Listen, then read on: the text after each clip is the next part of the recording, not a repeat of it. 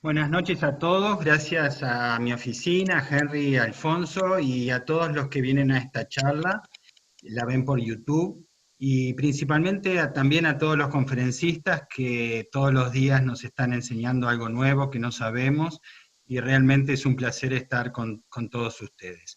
Hoy es la tercera charla de una seguidilla de 4 que estoy dando acá en mi oficina con respecto a la historia postal del Uruguay hasta UPU. En el día de hoy vamos a tocar el tema del correo marítimo británico, viéndolo desde Uruguay, por supuesto, con ejemplos uruguayos y viendo cómo desde Uruguay se podía mandar una carta por este correo marítimo tan complejo de estudiar, pero que es súper interesante y la verdad que para mí es súper divertido.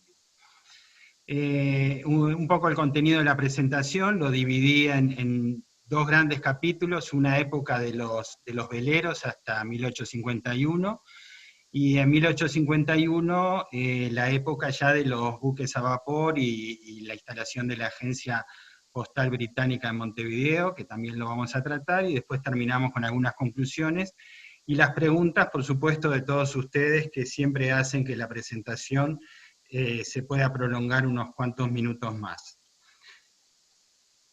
Como todos ustedes ya saben, el Imperio Británico era realmente enorme. En rosado están todos los territorios coloniales que tenía en el mundo en algún momento.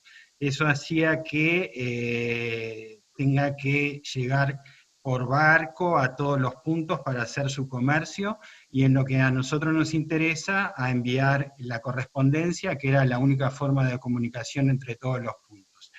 Así que el Imperio Británico tenía realmente en el siglo XIX la fuerza naval más importante del mundo. Y por supuesto también querían llegar a muchos puntos que todavía no eran de ellos. Y por eso empezamos esta charla con 1807, que es la primera vez que los ingleses tratan de invadir Montevideo, también Buenos Aires, que quedarse con estos puertos tan importantes que, como ustedes saben, son la entrada hacia el río Paraguay, el río Paraná, el río Uruguay, que llevan al norte de la actual Argentina, al sur de Brasil, hasta Paraguay, incluso hasta Bolivia. Por lo tanto, Montevideo y Buenos Aires eran puertos muy importantes en el Río de la Plata para los ingleses. Y de ahí es que encontramos los primeros ship letters, que le llamamos, o sea, la correspondencia a través de los buques mercantes. Los primeros que se conocen desde Montevideo, acá les pongo los dos ejemplos, se conocen muy poquitos, 6 o 7 de estos.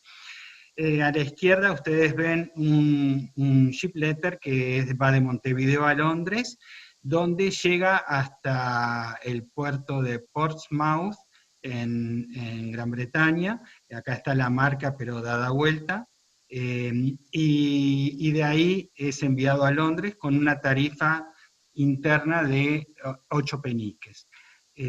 Acá tienen el reverso, se usaba esta marca fechadora, la S es de Sunday, de domingo, octubre 18, y el de la izquierda, que aparece también en la otra carta, es la fecha y la hora en la que se iba a llevar hasta destino, o sea, a las 10 de la mañana, forenoon, en el 19 de octubre. Y a la derecha ya tenemos una carta más pesada, acá está escrita 1 3/4 onzas, y la tarifa ahí, siempre en los ship letters, como vamos a ver más adelante, se medía por el peso y la distancia desde el puerto de llegada hasta el destino. El destino de este era Sheffield, que estaba a 230 millas del puerto de llegada, y la tarifa total resultó ser 6 shillings con 6 peniques, que está ahí escrito en la carta. ¿Cómo funcionaban estas tarifas en ship letters en esa época?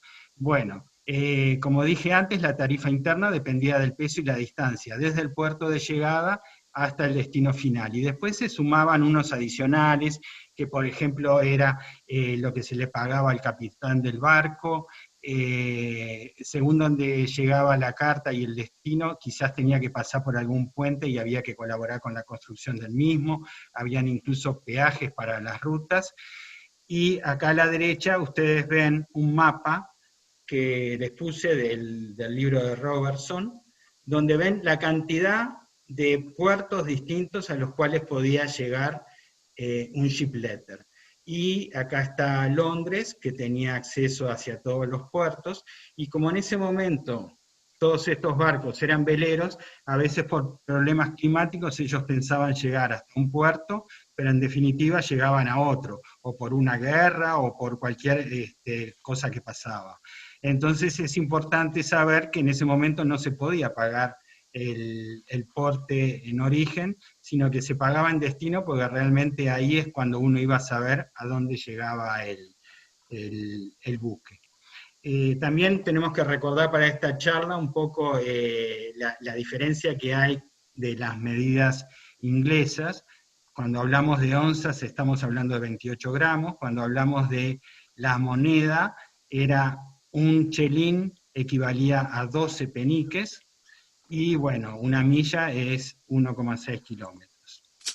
Y entonces en esa época había muchas tablas en el correo, yo les puse una para que ustedes tengan una idea, que por ejemplo que son las tarifas internas para los ship letters entre el año 1812 y 1839. Ustedes ven cómo dependía del peso de la carta, un cuarto onza, media onza, onza, pero dependía también de la distancia, como hablamos antes.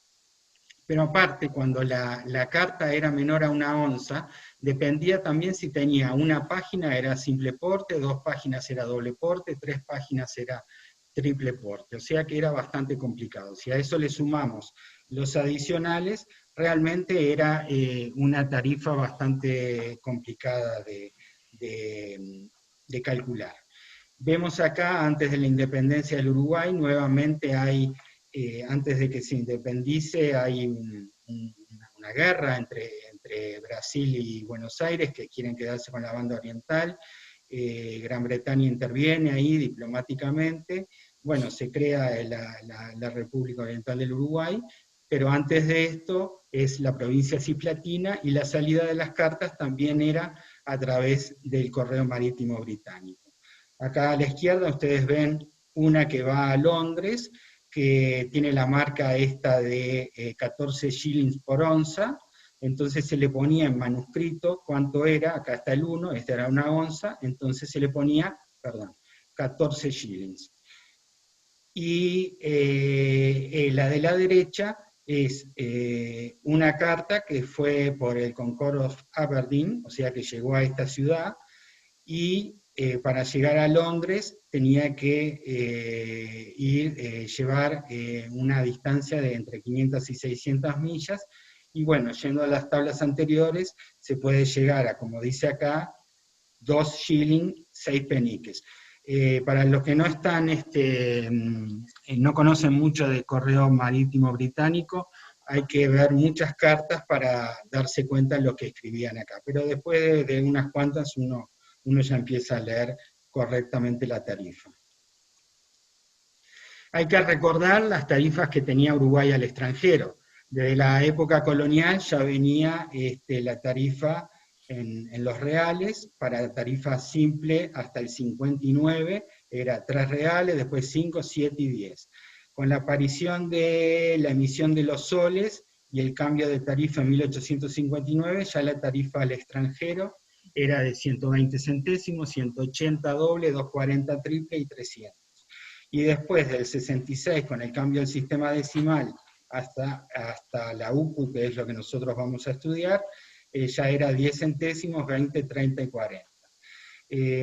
Y siempre hay que recordar que las cartas que salían de Montevideo no llevaban estampillas en la época filatélica, sino hasta a partir de 1872, en el incidente postal, que lo vimos en otra charla y lo vamos a ver de vuelta, donde sí era obligatorio poner la estampilla uruguaya. Vamos a ver cómo estaban las tarifas antes de 1840, que es un año muy importante dentro del correo marítimo británico.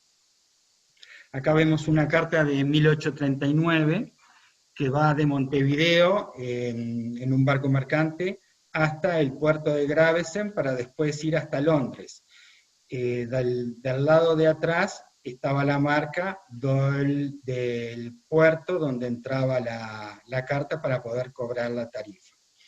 Y la tarifa se calculaba así: el correo, el transporte marítimo era 6 peniques, al capitán del barco se le pagaba 2 peniques, la tarifa interna en este caso, según las tablas, y de ese año, eran 6 peniques, porque también les quiero decir que las tablas cambiaban muy a menudo sus tarifas. Esto da un total de 14 peniques, y como era triple porte, 14 por 3 daba 42 peniques, que eran 3 shillings y 6 peniques. Como dice acá, 3 shillings y 6 peniques. Esta es otro caso de 1840, esta de salida de Montevideo, acá dice por paquete británico, entonces lo que iba a subirse era al paquete Cocatriz, pero parecería que no llegó al tiempo por las fechas, y entonces es despachado en un buque mercante, posiblemente irlandés, porque este llega a Dublín, acá lo vemos por la corona, y después llega a Londres el 24 de septiembre. Esta es la única carta conocida desde Montevideo con esta carta.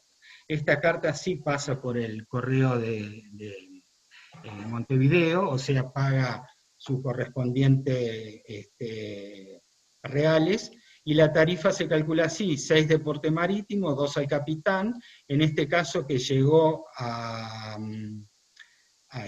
Dublín, en lugar de Falmouth, llegó a Dublín, Dublín es en Escocia, tenía que cruzar un puente, le cobraban 2 peniques adicionales, también en la ruta terrestre le cobraban un peaje en esa época que era de medio penique, si sumamos todos son 10 peniques, y esta carta, que era de 4 portes, da 82 peniques, y son 6 shillings y 10 peniques, como dice acá a la derecha, 6 shillings y 10 peniques.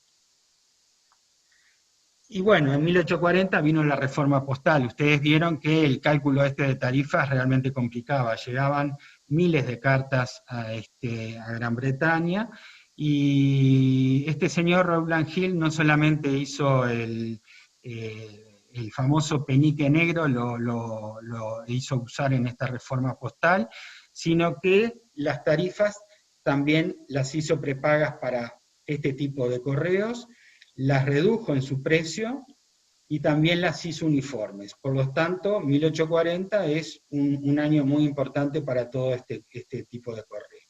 Y entonces acá les puse como ejemplo la última carta conocida desde Montevideo antes de la reforma postal y la primera conocida después de la reforma postal. Si ustedes ven a la izquierda, que fue de 1839 y llegó en noviembre de 1839, la tarifa era, como vimos antes, era de 6 peniques el marítimo, 2 al capitán, 11 de transporte interno hasta Londres, desde Liverpool, esta marca aparece atrás, Liverpool Ship Letter, de Liverpool a Londres por la distancia era 11 peniques, lo que da un total de 19 peniques, o sea, como un shilling era 12 peniques, es un shilling y 7 peniques, que es lo que dice acá. Pero sin embargo, algún mes después, fíjense que esta carta es exactamente igual, va de Montevideo a Londres, también pasa por Liverpool, pero solamente se le cobra 8 peniques, que es un precio menor al anterior. Y es una tarifa fija, y ya ahí ya no dependía de la distancia. Y en el tema de los packet letters, le llamamos packet letters a todas las cartas que iban por los paquetes. Los paquetes eran los buques que justamente estaban habilitados a llevar correspondencia, no eran buques mercantes, sino que eran buques que aparte de llevar carga y también podían llevar pasajeros, también llevaba correspondencia. Vemos, antes de la reforma, una de 1839, va por el Cocatriz, va hasta Río, después toma otro vapor hasta Falmouth, y luego llega a Londres. Ahí la tarifa marítima era de 2 shillings 7 peniques, que son 31 peniques, y después de la distancia de Falmouth a Londres, un shilling más, y en ese caso, cuando era una carta que venía del extranjero, a este total se le restaba un penique, y daba un total de 42 peniques, o sea, 3 shillings 6 peniques. Acá es 3 y 6. Esta raya se le fue ahí, se ve que estaba apurado. 3 shillings, 6 peniques. Y esta de la derecha ya es después de la reforma postal, va por el paquete Spider hasta Río y después llega a Falmouth, y esta va a Edimburgo, a Escocia, y paga el total de 2 shillings 7 peniques, o sea 31 peniques. Va a un lugar más lejos y es más económico que antes. El de la izquierda no pasó por el correo uruguayo, el de la derecha sí, porque acá ven ustedes la marca Montevideo, o sea, pagó los correspondientes 3 reales que tenía que pagar al correo uruguayo. También el correo marítimo británico se usaba para enviar cartas a todo el mundo, o sea, a otros destinos. El destino más importante en esa época, en esta época que estamos hablando, era Francia. Entonces está interesante estudiar qué pasaba con las cartas que iban a Francia, y comprendiendo esa lógica que usaban con Francia, también vamos a entender la lógica que se usaba hacia otros destinos. ¿Qué dificultades tenía en ese momento Gran Bretaña y Francia? Bueno, la primera era que un penique equivalía a 1,05 décimas de franco, o sea que acá ya tenemos una complejidad para el correo. Las cartas a Francia dependían del peso, sin embargo las de Gran Bretaña dependían, como dije antes, si era menor a 1 onza, del número de páginas. Después de 1 onza sí dependía del peso. Pero el peso era distinto porque tenían distintas unidades. Por ejemplo, 1 onza británica eran 28,35 gramos en el sistema métrico. ¿Cuáles eran las soluciones entonces para mandar una carta en esa época desde Montevideo, desde otros lados del mundo, pero estamos hablando de Uruguay, desde Uruguay hasta Francia por el correo marítimo británico? Bueno, teníamos que usar agentes encaminadores en Londres que recibieran la carta y luego la redespacharan hacia el destino final, o, como vamos a ver, todos los convenios postales que empezaron a venir con bastante corto tiempo uno del otro. Vamos a ver cómo era una carta que iba por un agente encaminador. Acá les puse un ejemplo de 1829, una carta que sale de Montevideo hasta Francia. La carta salía así: el remitente le hacía una línea muy prolija, como ven ustedes acá en el medio, escribía el destinatario en Londres, que era el agente encaminador, o podía ser un amigo suyo. El agente encaminador que estaba en Londres le ponía por qué vapor o paquete quería que salga, y en la parte de arriba ponía la dirección del destinatario final. De todos estos números, ustedes olvídense, la carta salía así. Esta carta no pasó por el correo uruguayo, no tiene ninguna marca, fue directamente al paquete. Salió por el Kingfisher, como había anotado acá, salió de Montevideo y llegó al puerto de Falmouth en febrero. En este caso no pasó por Río por algunas instrucciones especiales que no vienen al caso. Llega a Londres el 26 de febrero y a destino, en Francia, en Saint-Malo, llega el 7 de marzo.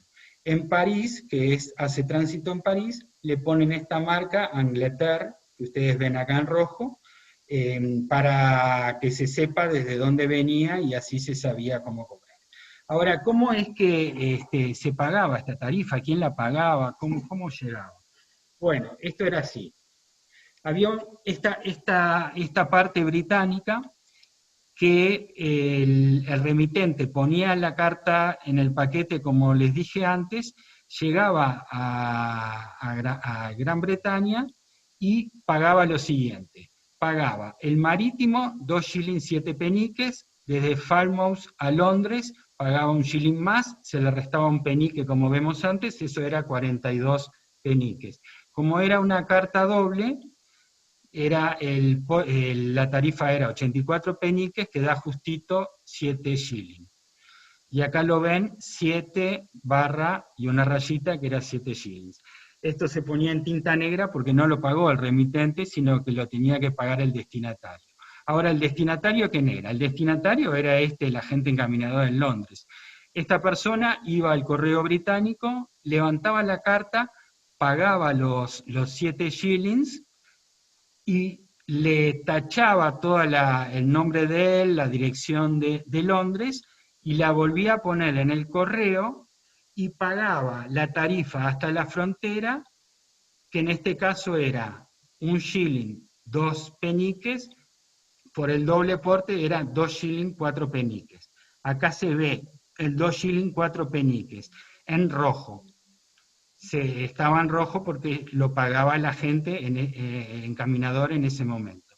Está muy débil el rojo, esta es la única carta que conozco de Montevideo así, pero he visto de otros lados, y realmente este rojo siempre se borraba bastante y se encuentra muy clarito.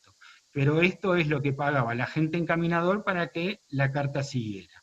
Bueno, entonces, ¿qué pasaba? Llegaba a Francia, y ahí lo que pasaba es lo siguiente: se la pesaba, y según una tabla que había, que es una tabla que funcionó del 28 al 48, según los gramos se le ponía un factor. Había un factor de 1, de 1,5, de 2, en este caso eran 10 gramos, y entonces el factor que se usaba era 2. Entonces, en Francia, ¿qué tenía que pagar el destinatario? Tenía que pagar el ferry que iba hasta Francia, que eran 6 décimas de franco, después el transporte hasta Saint-Malo, que eran 7 décimas de franco, esto daba 1,3 franco o 13 décimas, como había que multiplicar por 2 por el factor de la izquierda, terminaba pagando 26 décimas de franco el destinatario. Como ustedes ven, todas estas posiciones no eran al azar, siempre se ponía a la derecha y arriba esta tarifa, se la ponía de color rojo o negro según quién era el que pagaba, si ya estaba pago o no, a la izquierda arriba se ponían los gramos, y en el medio las décimas de franco.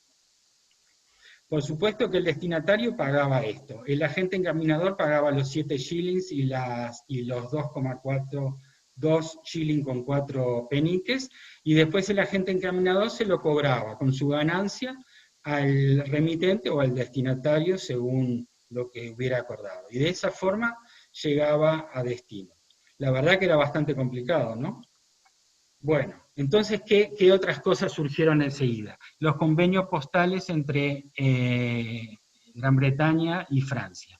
El primero es de 1833, son convenios largos, pero yo hice un pequeño resumen sobre las ventajas y desventajas que a mí me parecen que servían para esta conferencia.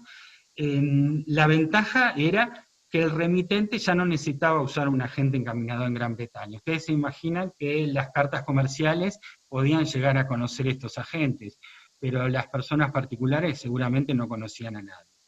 Entonces, desde ese momento ya se podía usar como agente encaminador el propio correo de Gran Bretaña. Las desventajas seguía siendo la conversión monetaria, porque un shilling realmente eran 12,6 décimas de franco, y para el correo usaban una aproximación de 13 décimas, y no era nada cómodo. Y aparte, como ustedes vieron, y como se convino en este convenio postal, se anotaba por separado la tarifa interna y la externa hacia Francia.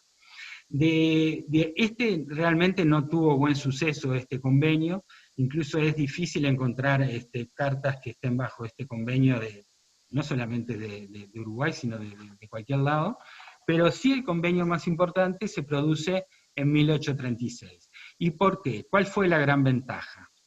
Que las tarifas internas británicas de entrada y salida se anotaban solo una vez. Era mucho más fácil para el correo y mucho más ágil. En ese momento llegaban miles de cartas al correo británico. Y aparte, en el convenio se decía que un penique era una décima de franco. O sea, un shilling eran 12 décimas de franco. Acá Gran Bretaña perdía un poquito de dinero, porque en realidad no era 1, sino era 1,05. Pero bueno, en el convenio se trató de esta conversión. ¿Y cuál era la desventaja que seguía existiendo? Que la contabilidad entre Francia y Gran Bretaña se seguía calculando carta por carta. Realmente era bastante tedioso. Vamos a ver un ejemplo de esto, en 1836 vamos a ver de este convenio. Acá tenemos una carta de 1840 que sale de Montevideo hasta Burdeos, por correo británico. Acá ven que dice paquete inglés, va hasta Río, como siempre, el pasaje siempre era por Río en general. Después con otro velero iba hasta Falmouth, que ahí era donde llegaban los paquetes en esa época. Va a Londres, luego en Francia entra por Calais y después llega a Burdeos el mismo día. Este packet letter se aplica en Londres y justamente era para indicar que tenía que regirse con las tarifas de los packet letters.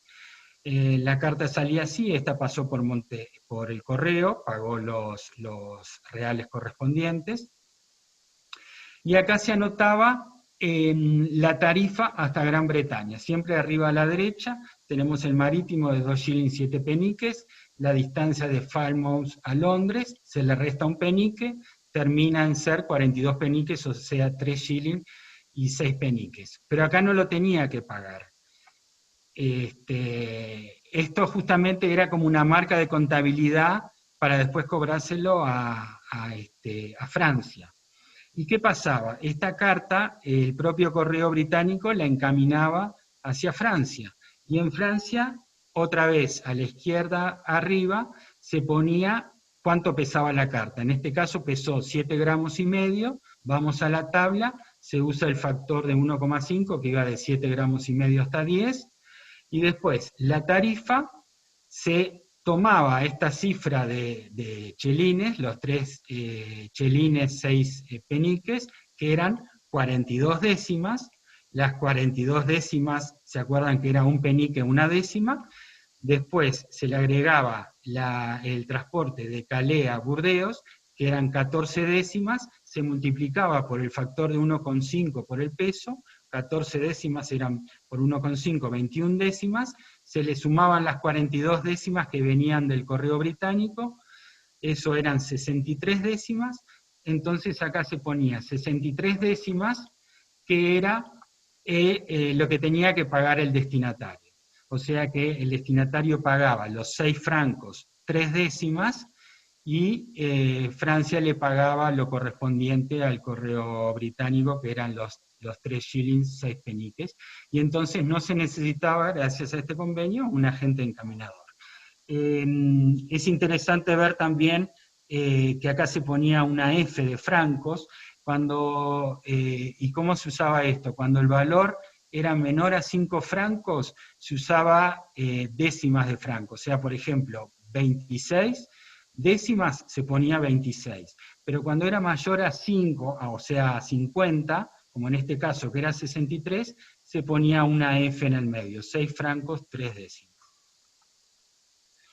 Acá vamos a ver entonces, ya viendo toda esa lógica que vimos, una carta distinta. Esta es la única que se conoce a Dinamarca, a Copenhague, sale de Montevideo, pasa por el correo, es del 43, 1843, también va por paquete inglés, va por el Spider y por Crane, tiene tránsito en Londres, y esta carta llega a Hamburgo.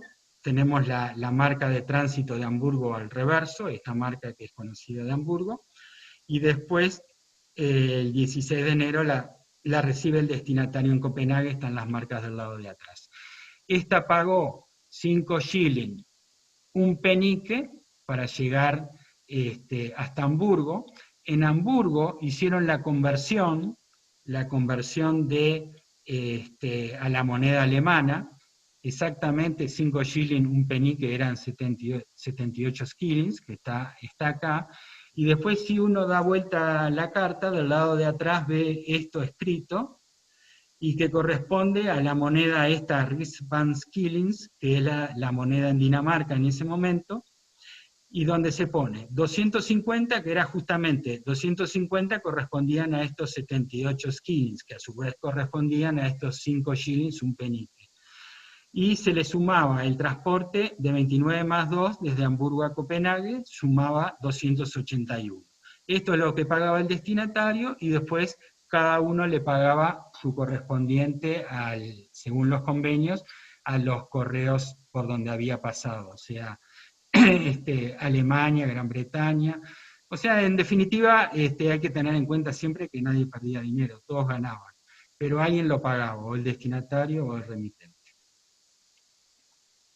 Los convenios postales que habían en ese momento y se encuentran en todas estas cartas son, acá les hice un pequeño resumen, hay convenios que duraron del 43 al 45, se usaba esta marca del artículo 12, del 46 al 55 la del artículo 13, y la que se usó solo en el 56, el artículo 18. Esto era para todas las colonias, posesiones británicas y países de ultramar. O sea que esta es la que nos corresponde a Uruguay y a nuestros países. Y con estos nuevos convenios, ¿cuáles eran las ventajas más relevantes? Que ya no se hacía la contabilidad uno a uno en las cartas, como veíamos antes, sino que ya se pesaban a granel y no se trataban individualmente. Y lo que decía este convenio era que se pagaba por cada onza de cartas, se ponían y se pesaban todas las cartas, y por cada onza que pesaban se le cobraba 3 shillings, 4 peniques, que era justamente exactamente 40 décimas de franco, 40 peniques que eran 40 décimas de franco. Hay que recordar que una onza eran 28 gramos con 35. Y hay que tener en cuenta también, porque a veces he visto alguna descripción mal, que este artículo 12, artículo 13, artículo 18, no era el artículo del convenio, o sea, como que el convenio tenía un artículo 1, artículo 2, etc. Era el formulario, venía los distintos artículos que correspondían poner de dónde venían las cartas. O sea, este grupo de cartas que venían de acá, en este convenio, estaba en el artículo 12. Había que llenar el formulario y era el artículo 12. En este se ve que se agregaron algunos lugares más, se agregó uno más, entonces ya pasó a ser, en vez del 12, pasó a ser el 13. Y acá se agregaron 3 más y pasó a ser, no, 5 más, y pasó a ser el 18.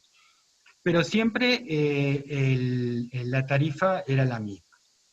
Y estas marcas se ponían en rojo y en Londres. Acá vemos, rápidamente vamos a ver unos ejemplos, por ejemplo del 45, acá ven esta carta que fue hasta Burdeos, lleva la marca del artículo 12, y lo interesante de esta carta, que es del 29 de noviembre del 45, es que es la última fecha conocida de esta marca, a nivel mundial incluso está en la literatura, o sea, ya después de esta fecha ya no se usó más este artículo. Esta tiene la particularidad que primero iba a ir en un packet letter, pero no llegó a tiempo, y llegó en lugar de llegar a donde tenía que llegar, llegó a Plymouth, y se le puso Ship Letter Plymouth, pero después al llegar a Londres se lo corrigió y se le puso Packet Letter, porque en realidad venía por paquete. Esto pagó 10 décimas para ir de Gran Bretaña a Francia, 10 décimas para ir de Boulogne a Burdeos, un total de 20 décimas, o sea, 2 francos pagados por el destinatario, acá está el 20. Acá tenemos un ejemplo del convenio del 46 con el artículo 13, como duró más años es el que se encuentra más, es el menos raro de todos, y acá también sale de Montevideo con la marca fechadora, o sea, paga sus 3 reales al correo uruguayo. Va por río por un vapor, después va hasta Falmouth por otro velero, perdón. Pasa por Londres, ahí se le pone la marca, luego tiene el tránsito por Calais, que es la entrada a Francia, y después va hasta Havre, y paga 15 décimas de franco, son los 10 décimas por el transporte de Gran Bretaña a Francia, y las 5 décimas de Calais a Havre, esto lo paga el destinatario. Y acá tenemos la tercera que vimos, que es la más rara, porque solo se usó en el 56, es la del artículo 18, pero el tratamiento es el mismo, acá sale de Montevideo por el correo uruguayo en el 56, va por el paquete inglés, y esta va por la Royal, en ese momento ya estaba la Royal con sus vapores, llega a Southampton, que era donde llegaba la Royal, ya lo vamos a ver, el mismo día a Londres, pasa a Calais, va por tren con la estafeta ambulante a París, y después llega a Burdeos. Paga 15 décimas para llegar a Burdeos, en ese momento era para las cartas simples, y lo pagaba el destinatario. Algo interesante, que es algo que no está en la literatura y lo quería mostrar ahora, es qué pasaba con los capitanes si traían correspondencia a Uruguay o no.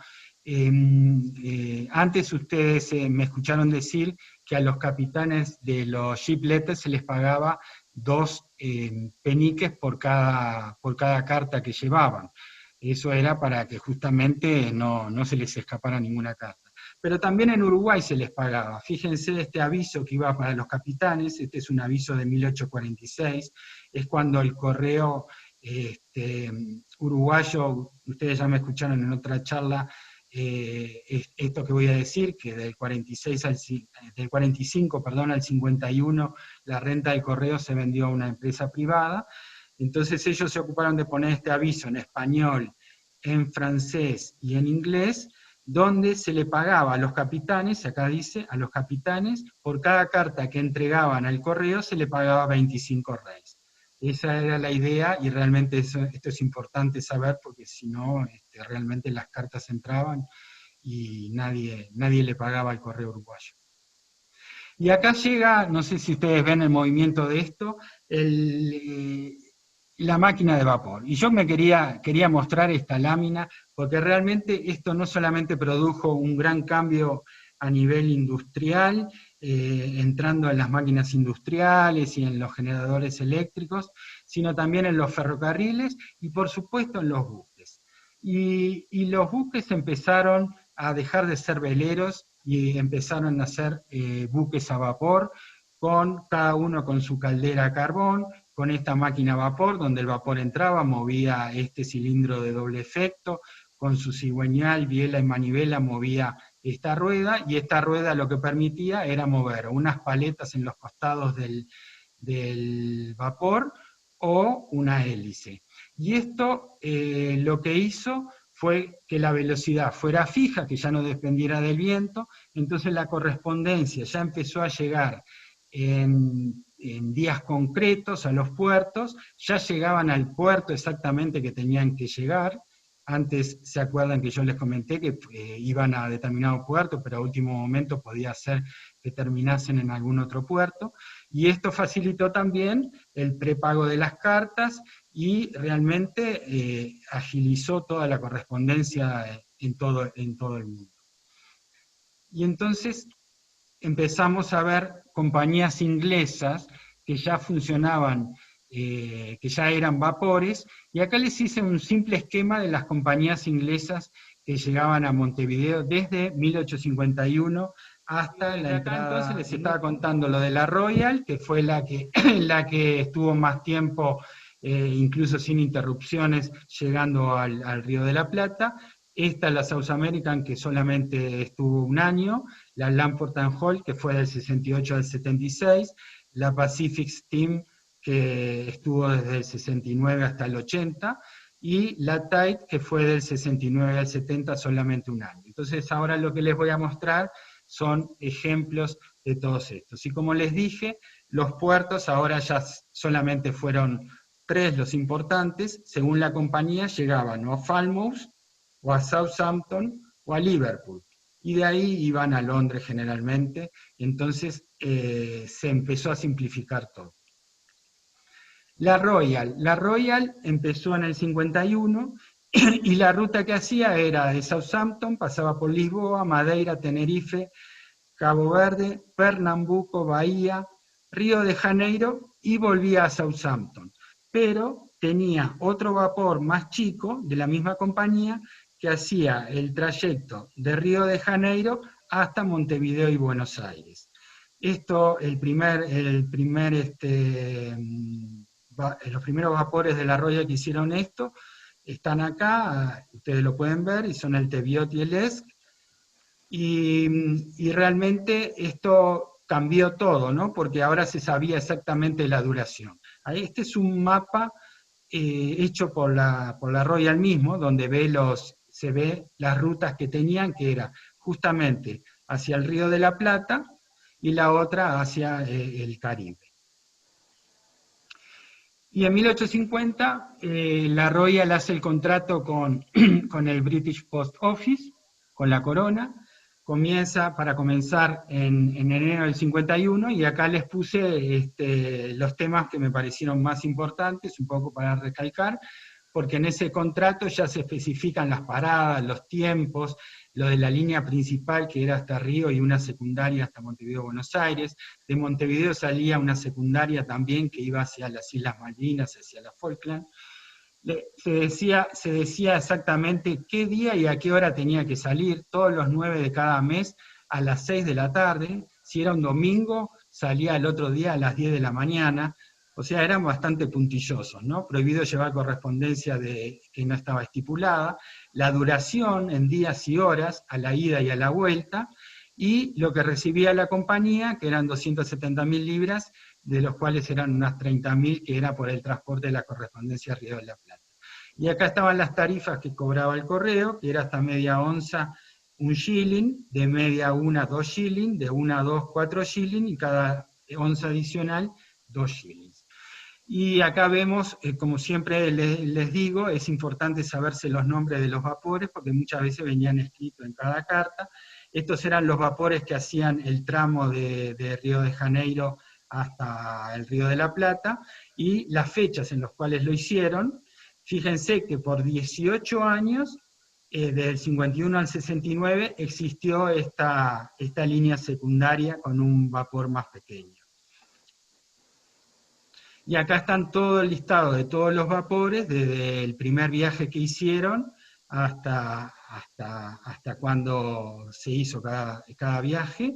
Y como ustedes ven, a medida que van pasando los años, los tonelajes de los barcos cada vez eran más grandes y eran mejores. En el 51 también se crea, por supuesto, la Agencia Postal Inglesa, y las primeras marcas que se usan son la del Paid-Out Montevideo, la coronada acá circular, que se aplica en negro y se empezó a usar en el 51, junto con la fechadora, que también se aplicó en negro. Más adelante, en el 64, comenzaron a venir las estampillas británicas, que se matasellaban con la marca consular, la C28, que correspondía a Montevideo, y también estaban las marcas fechadoras del PAID, que también se usaron en esa fecha, algunas desde el 66, y todo se usó hasta el 72, que fue en el incidente postal, donde se cerró la agencia. Vamos a ver algunos ejemplos. Acá empezamos muestro esta carta con el Paid-Out Montevideo, esta es del 57, que va de Montevideo hasta Bilbao. Esto se ponía en la agencia postal de Montevideo, y pagó 1 shilling, que está en rojo, justamente porque ya lo pagó el remitente, con el correspondiente Paid-Out Montevideo, y del lado de atrás la marca fechadora. Esta, como ya dije antes, iba hasta Río y después hasta Southampton, pero bajó en Tenerife, y en Tenerife posiblemente tomó algún barco español y llegó hasta Bilbao, y ahí se le cobró al destinatario el porte simple de 4 reales. Y acá vemos otra interesante que fue de la agencia postal de Montevideo, pero fue en el otro trayecto de Montevideo a Buenos Aires, y pagó también 1 shilling, acá está con el Paid-Out Montevideo y la marca fechadora de Montevideo, y en Buenos Aires se lo tasó con 2 pesos corrientes en Buenos Aires. Acá vemos un destino único, que es México. Creo que esta es una de las cartas más bonitas que hay del C28, porque hace el doble cruce del Atlántico, y aparte tiene un destino que es único pre-UPU, que es a México. Y lo que hizo fue de Montevideo a Veracruz, fue por la Royal hasta Río con un vapor, bajó y se tomó otro vapor más grande hasta Southampton, llegó el 5 de diciembre, de ahí fue a Londres, y De Londres tomó el Atrato hasta Saint Thomas, después el Danube hasta Veracruz y llegó el 27 de diciembre. Esta pagó en origen 2 shillings, 11 peniques, que es la suma de todas estas estampillas británicas que se pusieron en la Agencia Postal de Montevideo, y luego en destino pagó 2 reales. Esta también es una ruta es inusual, solo se conocen 2 cartas. Es una carta que fue a Nueva York desde Montevideo con el C-28, fue hasta Río, pero en Río bajó. Acá dice, vía Río de Janeiro. En Río de Janeiro tomó otro vapor y se fue directo, tomó el South America y fue hasta San Tomás y luego hasta Nueva York. Esta pagó 8 peniques. Y este es otro destino interesante, creo que ya lo había mostrado, pero es Italia, pero también es para mostrar que existen otros destinos que no son los usuales, y esta fue, por el Correo de Montevideo, fue también por el vapor británico de la Royal, llegó a Río, después a Southampton, y después fue hasta Génova, donde pagó 1,70 por una carta hasta 15 gramos. Como era antes del 72, no llevaba estampilla de Uruguay. Esta es una carta certificada, registrada, con el registro también puesto en la agencia consular de Montevideo. Esta fue a Bruselas, y esto se aplicó en Londres, esta marca que está acá, con el PD, pago hasta destino, pagó 1 shilling 8 peniques, que incluían los 4 peniques del pago certificado, y llegó al destinatario a Bruselas. Les había mostrado que habían compañías con un año solo de actividad que tenían poco tiempo de uso en nuestro país llevando correspondencia. Esta compañía hizo solo 3 viajes y duró solo 4 meses. Se conocen solo 6 cartas de Sudamérica y solo 2 de Montevideo, esta es una de ellas. La característica es que iba a Liverpool y tiene esta marca atrás, South American, y iba a Liverpool. Bueno, esta es una carta que fue a París, y ya la descripción ya la hice antes. Acá a la izquierda arriba es una marca que son 2 rayitas que correspondía al peso. Eso servía para decir que era aporte doble, para ponerle el factor que había que ponerle. Es una carta que está, según este convenio, del artículo 13, y en destino paga las 30 décimas de franco. Pero lo interesante es el vapor, la compañía inglesa que la transporta. Esta carta pertenece a la colección de Beraldo Santos, que se la pedí y gentilmente me la dio para esta charla. Esta compañía, Titan Company, funcionó del 67 al 70, más bien hacía contratos con el gobierno, con el reinado de Bélgica, o el gobierno de Bélgica, pero también trabajó para el Correo Marítimo Británico en este periodo, y su ruta era hasta el puerto de Falmouth. Los vapores que usó fueron estos, siempre empezaba por City, y acá vemos City of Bruselas, y esta carta fue un destino rarísimo a Canadá. Yo solamente conozco 2 cartas de Montevideo a Canadá con el doble cruce del Atlántico. Una de ellas es esta, que viajó por esta compañía Tide. Y bueno, acá está descrito un poco, para el que lo quiera ver, no sé cómo ando de tiempo, las tarifas. Esta pagó 1 shilling, acá se ve 1 shilling, 5 peniques, que está en rojo, o sea, lo pagó el que la envió desde acá, desde Montevideo, y este 2 es un crédito. El Correo Británico le acreditaba al de Canadá, según el convenio que tenía, en 2 peniques, porque fue llevado por un buque canadiense desde Gran Bretaña hasta Quebec, y del puerto de Quebec se llevó hasta Montreal. Otra compañía que hemos visto inglesa es la Lamport and Holt. Esta iba al puerto de Liverpool, a otro puerto, se funda en 1865 y firma el contrato en 1868. Esta dura un poco más de años, pero son rarísimas las cartas, acá les muestro una de ellas. Esta es de Montevideo, sale por la agencia postal, acá dice C28. Existen solo 2 cartas conocidas que viajan por esta compañía. El C28 lo que indica que salió por la agencia postal de acá, pagó un shilling acá en Montevideo, y fue por este vapor, el Hyparcus, que llega a Liverpool el 16 de marzo, y luego al día siguiente llega a Londres. Acá está el Montevideo Paid. Lo interesante de esta carta es eso, ¿no? La compañía por la que viaja, que es rarísima. Y llegamos a la Pacific Steam, que ahí sí ya estuvo más años. La Pacific Steam, acá tengo una breve reseña sobre la compañía. Lo importante para nosotros es que en 1868 hace su primer viaje por el Estrecho de Magallanes. O sea, sale de Liverpool, Burdeos, Lisboa, San Vicente, va directo hasta Río de Janeiro, de Río de Janeiro a Montevideo, no va a Buenos Aires, pasa por el Estrecho de Magallanes, por Punta Arenas, y llega hasta Valparaíso.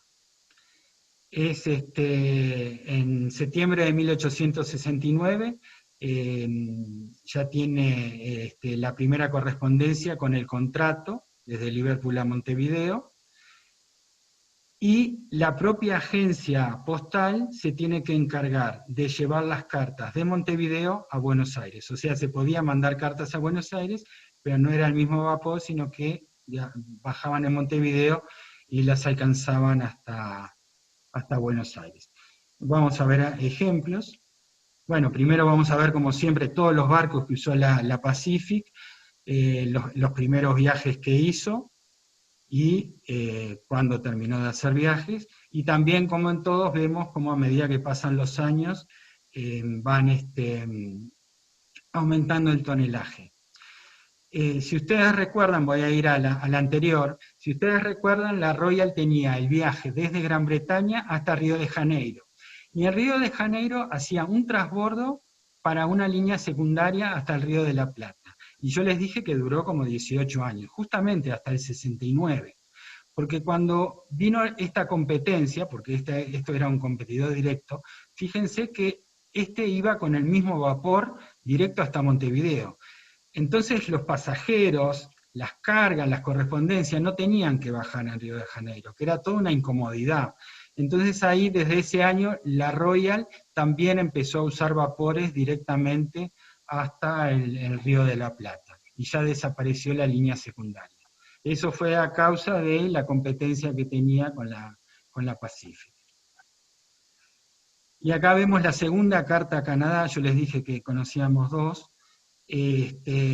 Esta es melliza de la anterior, para el mismo destinatario, pero la diferencia es que la compañía es distinta. La anterior era por la compañía inglesa Tide, y esta es por la Pacific, acá dice Patagonia. Esta carta fue hasta Liverpool directamente, y después tomó esta línea, la Alan Line, para ir hasta Quebec. Pagó en origen un shilling 8 peniques, y después, como fue en un buque canadiense, el correo británico le acreditó 2 peniques para llegar hasta Montreal.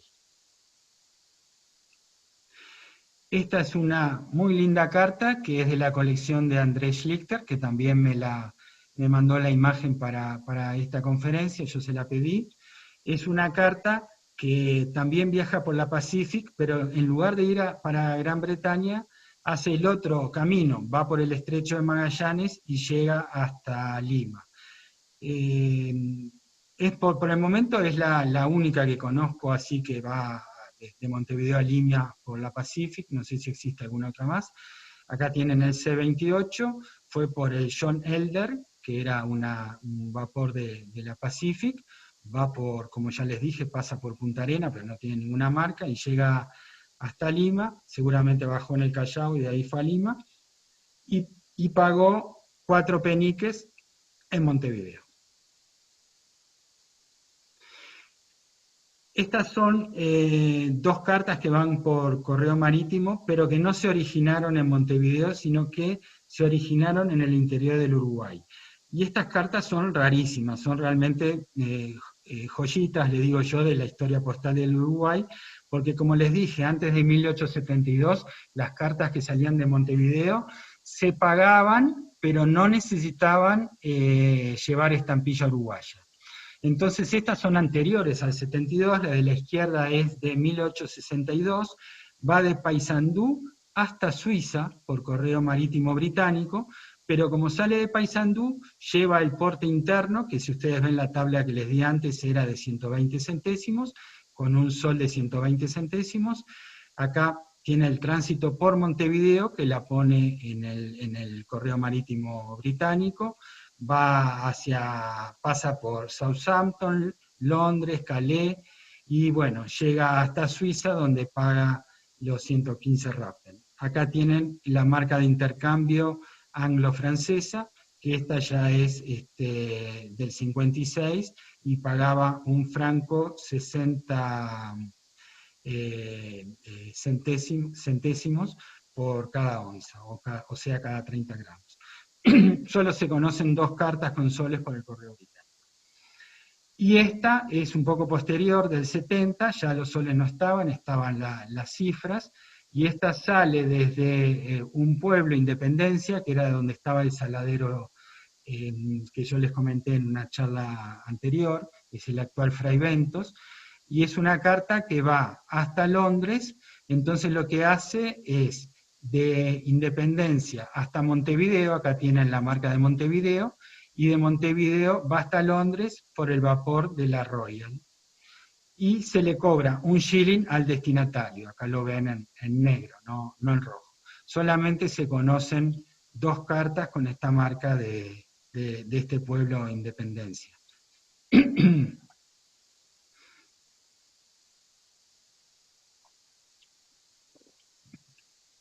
Esta lámina ya las mostré en otra charla, pero la quería dejar que se quede acá, para recordar que 1872 es una fecha muy importante en la historia postal del Uruguay, porque de ahí en adelante es obligatorio ponerle estampillas a las cartas salidas del Uruguay, también desde Montevideo.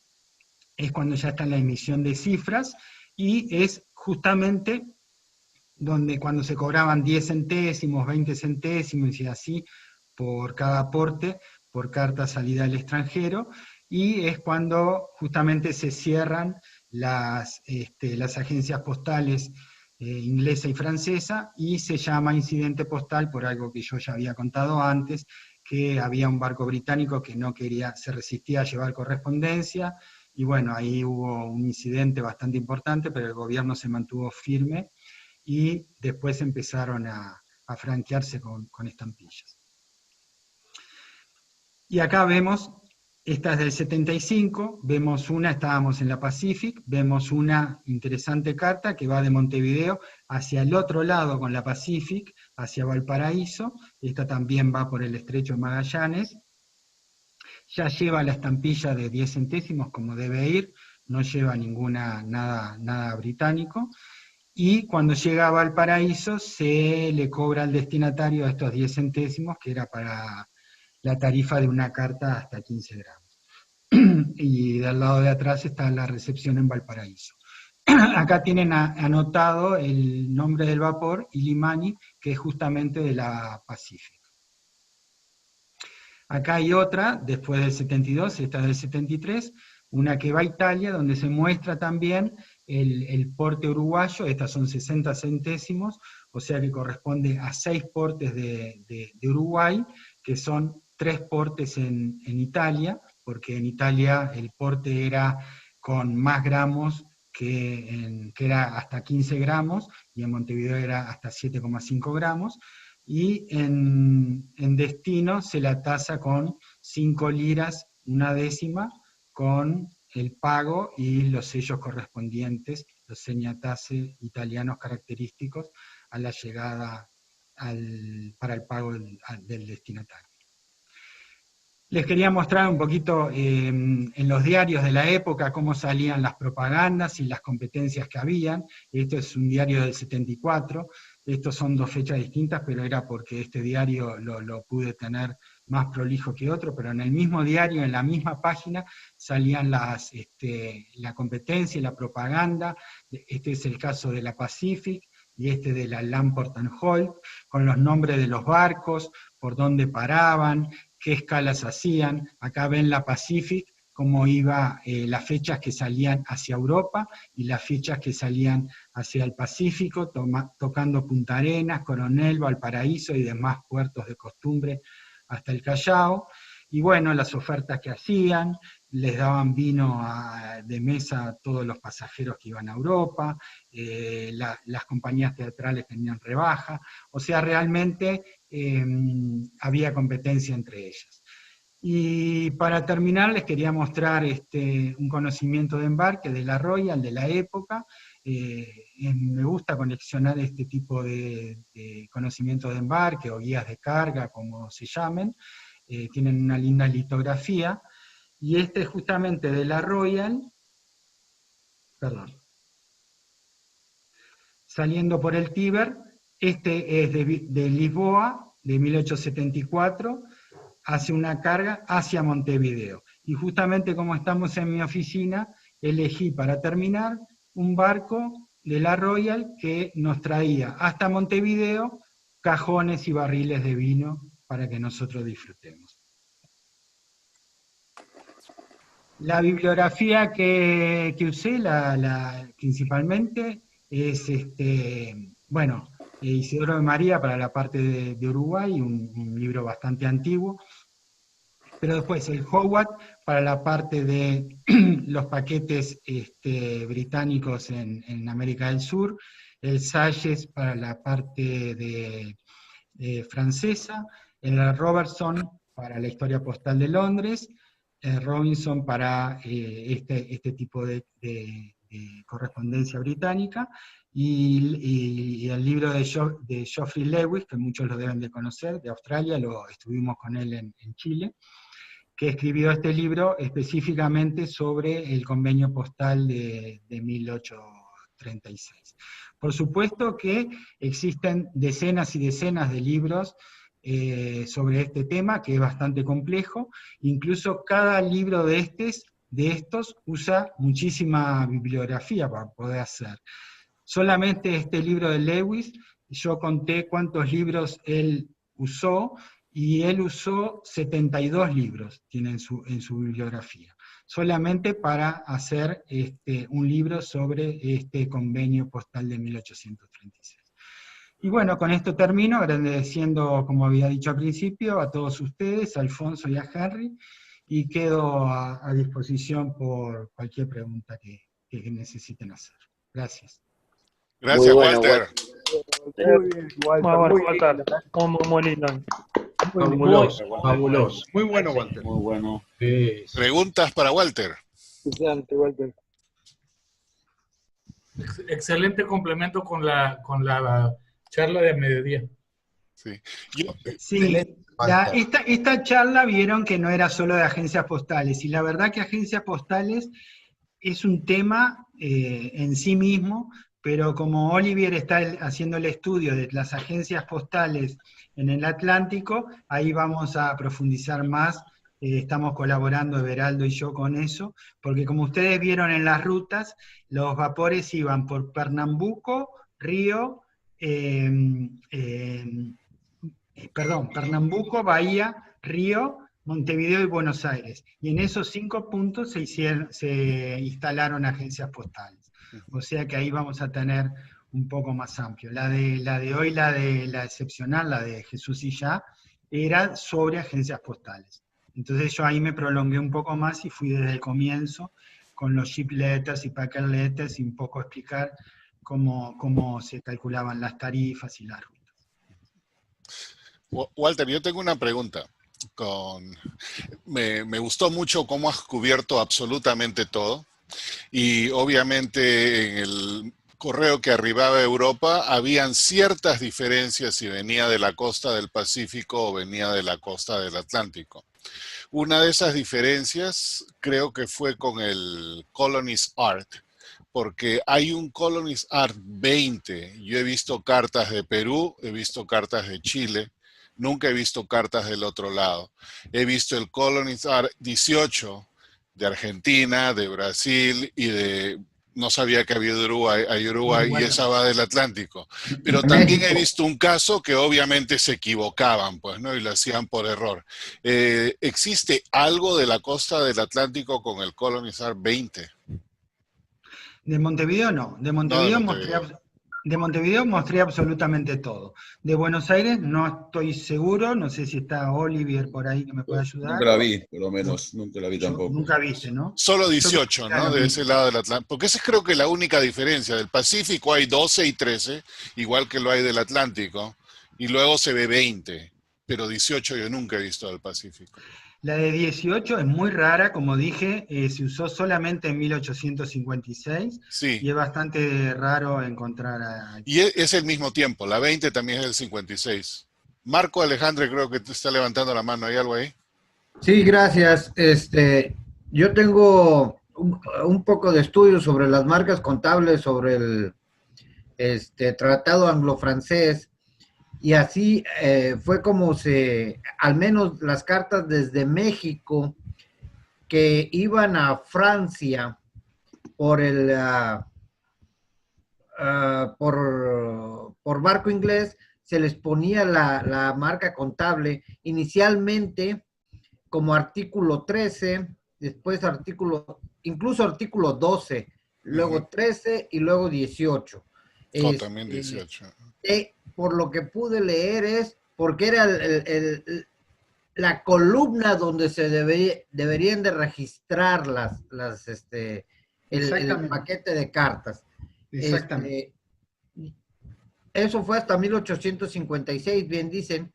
Después, tanto Francia como Inglaterra empezaron a usar ya las marcas contables que mostró el señor Walter, que se les denomina las marcas contables de caja de un franco con 60, o el huevito, que se le llama francés, ¿verdad? Pero es la primera vez que oigo mencionar el artículo 20, ¿eh? No sabía que existía. Sí, existe del lado del Pacífico Sur. Hay cartas de Perú y hay cartas de Chile con eso. También del 56, coincidentemente, y también raros. Si quieren, puedo, entonces, compartir una imagen. Sí, por favor, Guillermo, si la tienes ahí, ya que estamos en el tema. Entonces ahora descubro por qué existió la del 56, porque se ve que se agregaron alguna más, sí, ahí está. Y cambió el artículo. Perfecto. No sé si la ven. Sí, la vemos. Si la pudieses sí. Ahí está. Artículo 20. Y este es de si Lima. Si levantar un poquito sería ideal. Ahí está.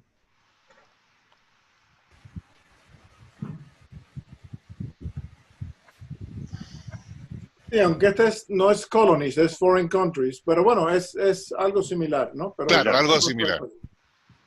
Y había otros artículos, ¿no? Había el artículo 5, que se usó muy rara vez. Pero estas son las más comunes por mucho, ¿no? Bueno, acá yo abrí el SAGES, entonces estoy mirando el Foreign Countries, artículo 20, y dice bien claro que se usaba para las cartas que provenían de Chile, Ecuador, Bolivia y Perú, y que iban por la vía de Panamá. Fantástico. Confirmado, costa sur, Pacífico Sur. Página 31 del SAGES. Perdón.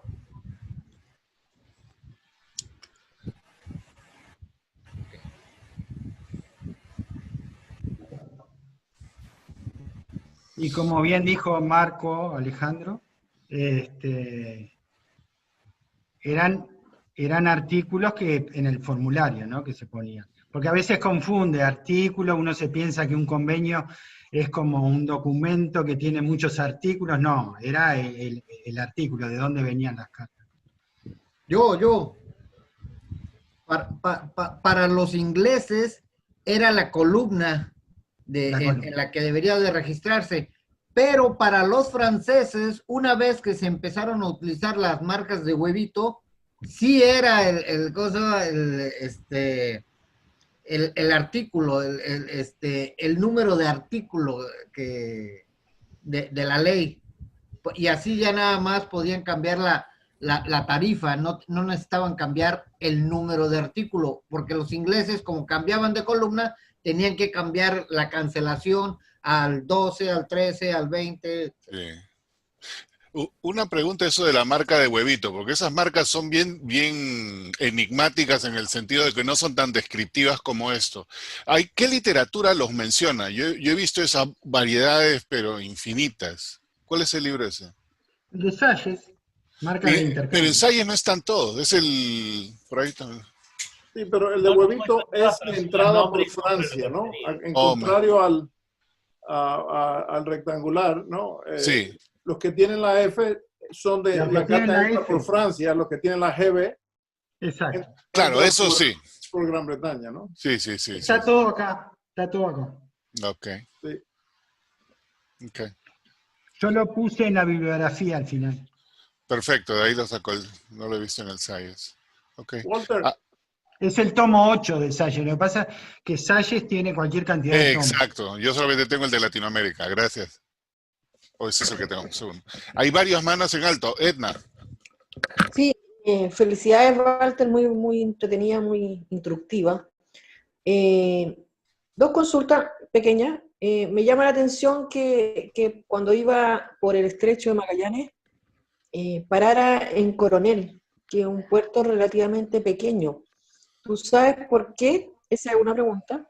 Y la otra, en la publicidad del Pacific, la última que mostraste, hay una cosa que no sé lo que es, que se le decía publicidad a un chimborazo. Tampoco sé. Un barco. Sí. Lo de Coronel, ¿querés? ¿Será por el carbón? Sí, por el carbón.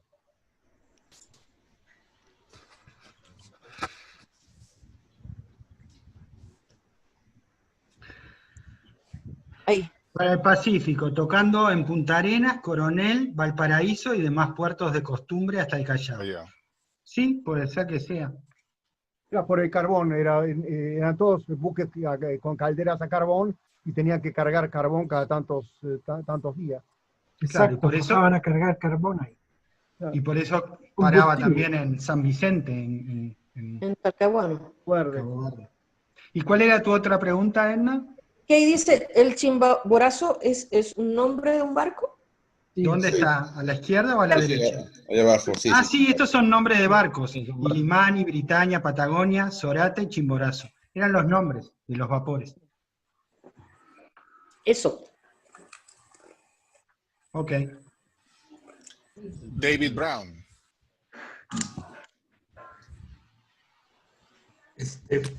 Muy interesante, Walter, me gustó mucho la conferencia. Tengo dos pequeñas preguntas sencillas, que son las dos estas.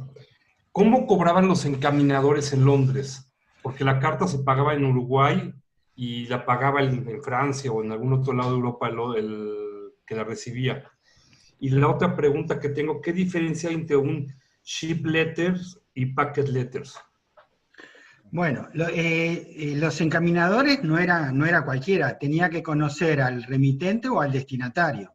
Eran parte del negocio. Vamos a decir, vos le escribías, vos eras un comerciante de Montevideo, le hacías negocio con un comerciante en París y uno de los dos tenía algún agente encaminador con el cual mantenía o era del mismo, alguien perteneciente al destinatario del mismo negocio, vamos a decir, o algo. Tenías que conocerlo para que después él te cobrara, eso era así. Y por eso es que a la gente se le dificultaba mandar una carta porque no conocía a un agente encaminador, en cambio el comercio sí. Y después se lo cobraba más su ganancia, tenían su ganancia. Entonces no eran para el público en general los agentes encaminadores. Era difícil Tenías que tener un conocido o alguien que conozca a un agente encaminador. Capaz que vos eras amigo de un comerciante de Montevideo, entonces él te decía, bueno, yo te la mando, no sé, supongo. Pero tenían como su por eso red. habían tantos convenios después, ¿no? Por eso vinieron todos los convenios, para facilitar todo eso. Y por eso mostré esa carta, para que vean lo dificultoso que era, ¿no? Para cobrar todo eso. Y la segunda carta se le llama ship letters a las cartas que iban por buques mercantes. Y packet letters a los que iban por paquetes. Los vapores paquetes eran aquellos que estaban habilitados para llevar correspondencia. Los otros eran buques mercantes donde el capitán te tomaba la carta y después la llevaba y él cobraba esos 2 peniques. Y como el aviso ese que mostré de Montevideo, si traía alguna para acá, le daban 25 reis. Yo supongo que traía las cartas el capitán, las entregaba al correo, las contaba, no las hacían, no sé qué, y le decían pasá por caja y le pagaban.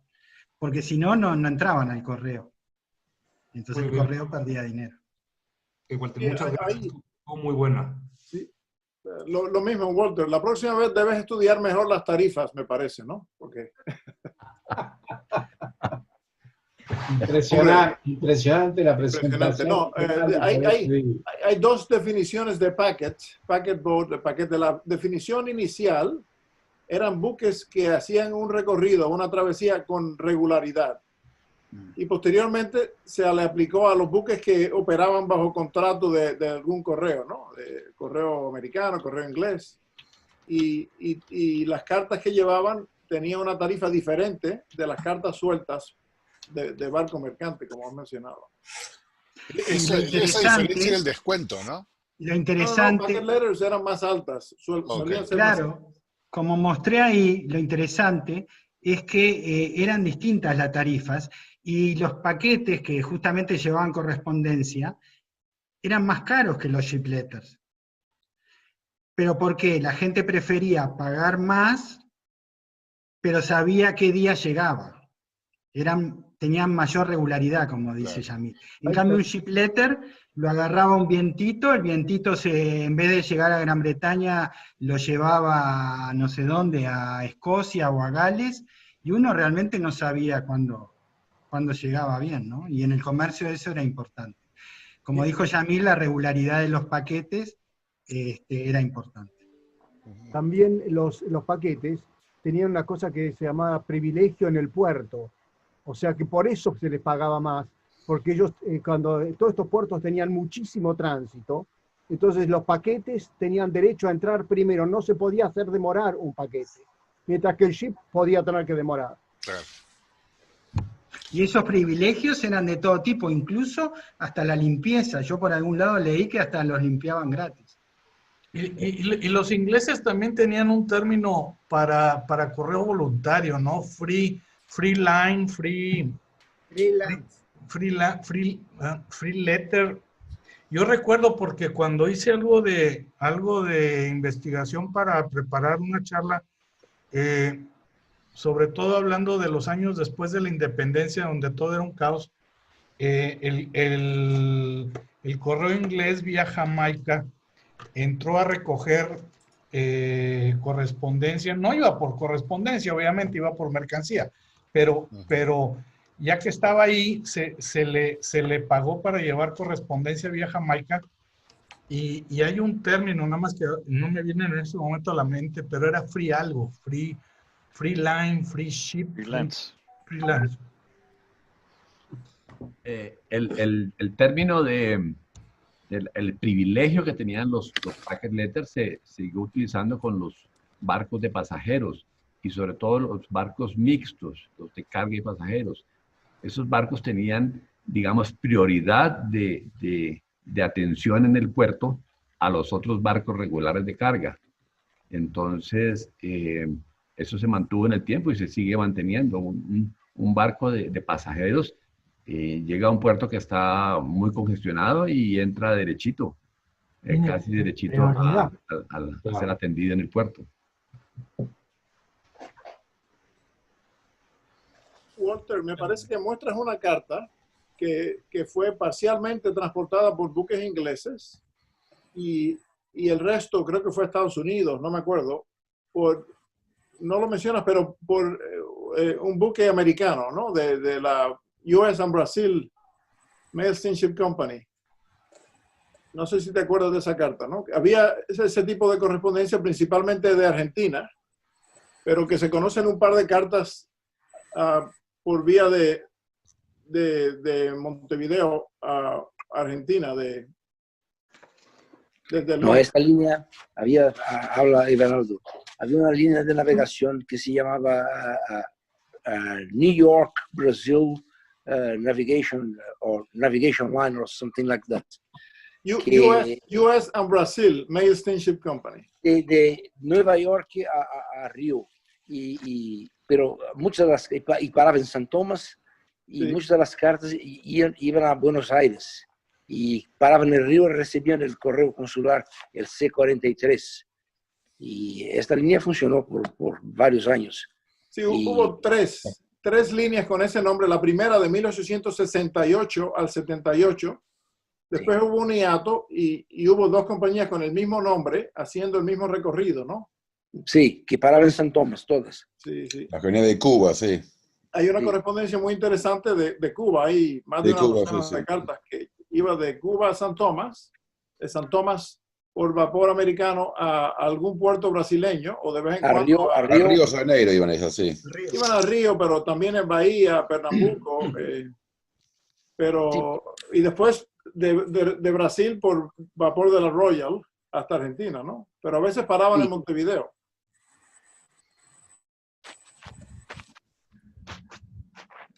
Todos los navíos que partían de Río de Janeiro paraban en Montevideo. Sí. Pero esa carta que muestras, que acabas de quitar, Walter, ¿la puedes poner? ¿Ves? Fue pagada no fue hasta Nueva York por buques ingleses. Los buques ingleses nada más que llegaban hasta Brasil, ¿no? O sea que esta fue de Montevideo hasta Río. Bahía o uno de esos puertos. No, hasta Río. Hasta Río. Y de ahí por un vapor americano, ¿no? No, de Río, no. De Río a Montevideo era por vapor inglés. O Pacific. Sí, exacto. Claro. De Río a Montevideo. Pero de Río a New York. Bueno, esta es de Montevideo hasta Río. Y entonces de Río por vía de San Tomás hasta Nueva York por un buque americano, ¿no? Okay. Sí, por la línea Brasil, Nueva York, Brasil. Y creo que la tarifa hasta Río era 4D, lo cual no le porta hasta Río, supuestamente, ¿no? Esta es una carta doble, como ves, 20 centavos americanos y 8 peniques. 8 peniques, exactamente. Son muy raras estas cartas, dirigidas al norte, ¿no? Sí. Bueno, yo puse acá 2 cartas conocidas con esta ruta desde Montevideo. Y viste que le ponían arriba, vía Río de Janeiro, para que no siga de largo, ¿no? Y entonces llegaba más rápido a Nueva York. Si iba hasta Gran Bretaña y después volvía hasta Nueva York, demoraba más. Creo que la que sale en Argentina van todos vía Londres a Estados Unidos. Sí, yo conozco un par que fueron por la US and Brazil Mail Steamship Company, pero la mayoría cruzan el transatlántico, el Atlántico 2 veces, ¿no? No, yo conozco como 20 cartas o más de Río de Janeiro a Nueva York por la línea Brasil-Nueva York, parando en San Tomás. Sí, y como 7 o 8 que van a Buenos Aires, que paran en el consulado consulado inglés en Río, con el C-43. Sí, de Brasil son mucho más comunes, pero de Argentina o Uruguay no solían usar esta ruta mucho, ¿no? Sí, no son tan comunes. ¿Y qué tal la línea Cosmos, que funcionaba también en este lado? ¿Se conoce algo de Uruguay usando esa línea? Yo no conozco. Lo que pasa es que la Cosmos nace en 1880. Ok, al borde de esta presentación. Okay. Está muy cerca de la UPU. Por eso son tan difíciles de conseguir cartas pre-UPU Cosmos. No, ¿Qué fue antes de eso? Porque me parece de que hay algo que se llama Cosmos que sale del lado del Pacífico, y del 70 y tantos. Es la misma, es la línea alemana que iba a Malvinas, hacia Montevideo, Malvinas. Ok. Punta Arenas. Henry. Cristian, sí.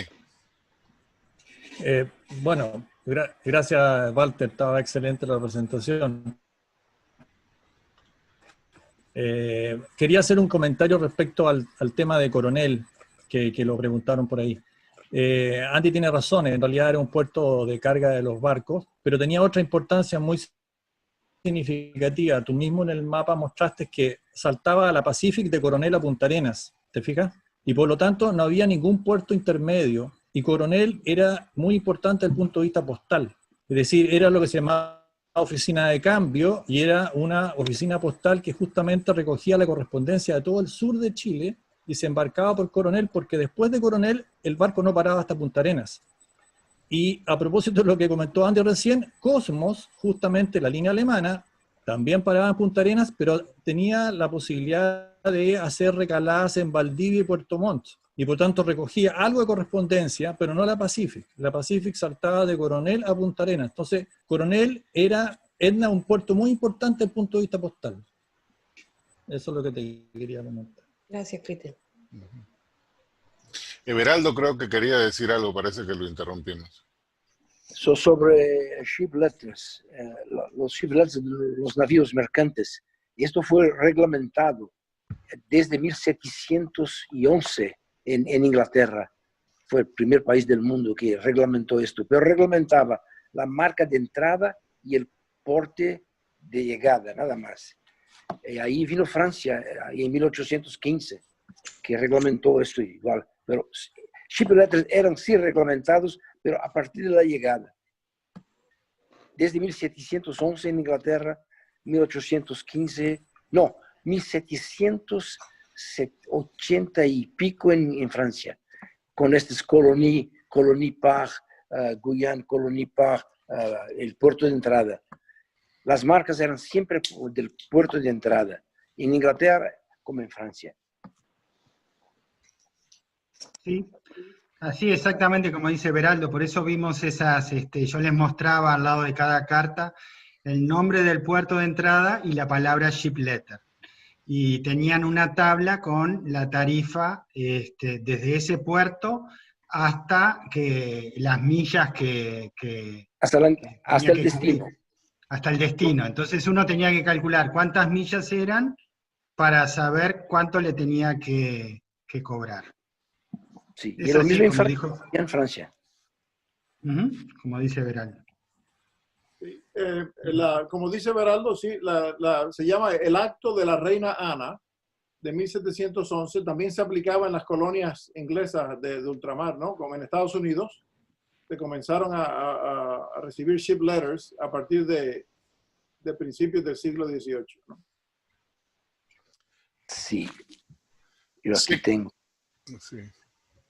Sé que vamos a tener una charla que va a explicar la parte con España, pero similar a Francia, ¿existió algún convenio así tan temprano entre Inglaterra y Francia?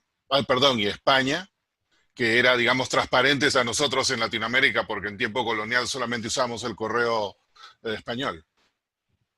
Bueno, no exactamente, pero hubo una línea de paquetes entre Falmouth, en el sur de Inglaterra, y La Coruña, a partir de 1689, me parece, muy temprano, ¿no?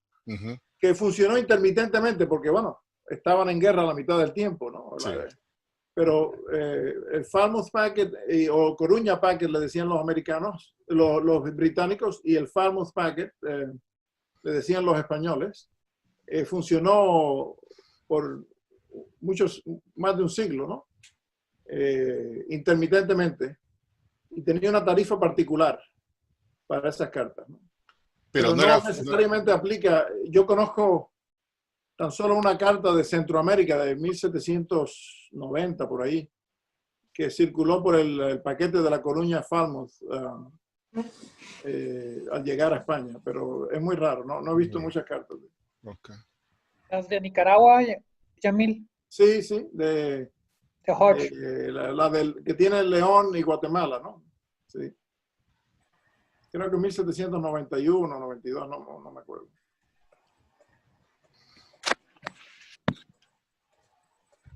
Volviendo al Sayes, el que yo tengo es el tomo, ¿dónde estoy? Acá, 4.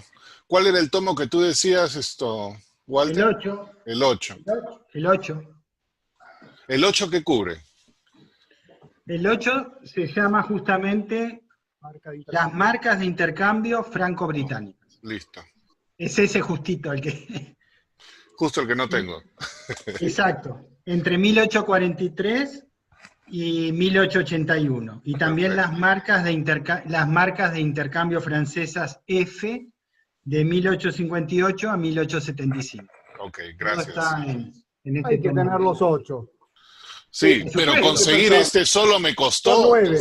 No se consiguen tan fácilmente. Los 8 que son 9. Sí, no solamente tenés que... Hubo una reimpresión, Henry, o sea que se consiguen un poco más baratos ahora. ¿O sí? Y aparte lo más importante es que si querés leer el tomo 8, te tenés que leer los 7 tomos primeros. Claro, todo construye uno sobre otro, por eso creo que me quedé en el 4. Que fue lo que encontré. Sí. Ese tema, por cierto, de las marcas de intercambio de contabilidad, ¿no? Ha sido expandido muchísimo por un investigador americano que se llama Jeffrey Bond, que está escribiendo un libro al respecto, que va a ser muy bueno, una referencia indispensable, en mi opinión, ¿no? Sí. Para compensar esa carencia del tomo 8, este libro también es fantástico, las marcas de pasaje, sí, porque acá te lo pone todo en forma visual y prácticamente puedes sacar. No sacas detalles, pero sacas de dónde es. Y por cierto, el autor cumple a fines de este mes 90 años. ¿O sí? James Van der Linden. Sí, todavía se mantiene activo escribiendo e investigando. ¿De dónde es él? Belga. Belga, ok. Gracias. Una vez le escribí, porque había una carta que llegaba a Bélgica que no tenía ni idea cuánto era que pagaba el destinatario, y le mandé la carta, no solamente le mandé un mail, no solamente me contestó en el día lo que yo quería, sino que me dijo que mi carta, si él la podía mostrar entre sus amigos. Y le digo, ¿cómo no va a poder mostrarla? Pero muy simpático, y contestó en el mismo día. Increíble.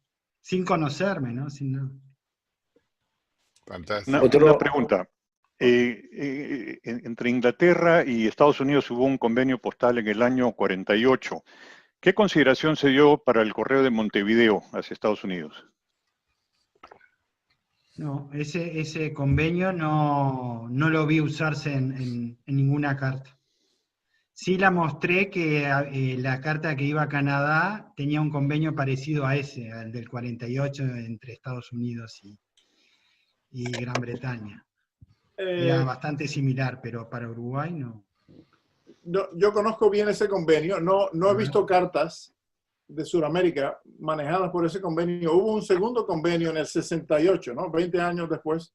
Ya de esa época hay muchas más cartas de Argentina, por ejemplo, que hacen el cruce transatlántico doble, ¿no?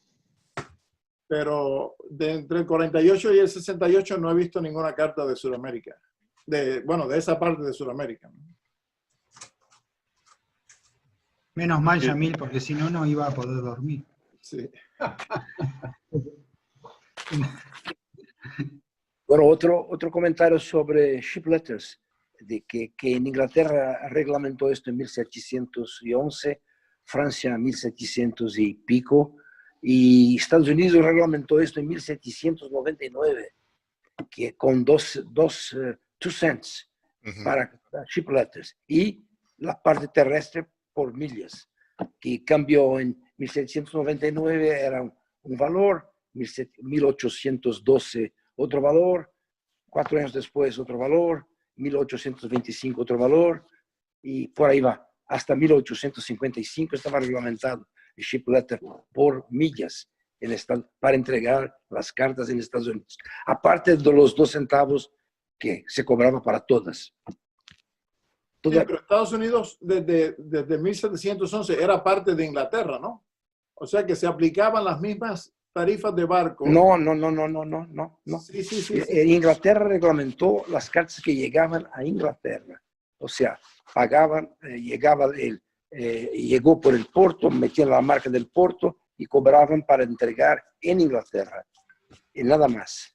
No, pero lo mismo, la tarifa de barco de 2 centavos se aplicaba en las colonias americanas de Inglaterra, Estados Unidos, a partir de 1711, más la tarifa terrestre, se modificaron varias veces.